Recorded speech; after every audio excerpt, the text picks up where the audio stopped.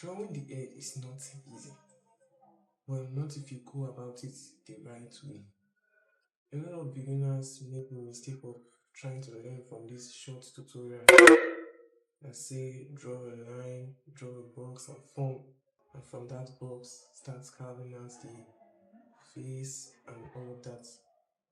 But don't get me wrong though, these tutorials do work, but not for beginners, but for experimenting artists that know the fundamentals but are looking for other ways to apply them. So if you're a beginner, here is what you should do. Learn the gesture of the head, the proportions of the head, the angles of the face before even the facial features. But if you don't still know how to go about this, that's where I come in. See, I'll be starting a free hair drawing course here on YouTube, and all you have to do is just get into my YouTube channel as Leader Space and let's start learning, and I'll see you there.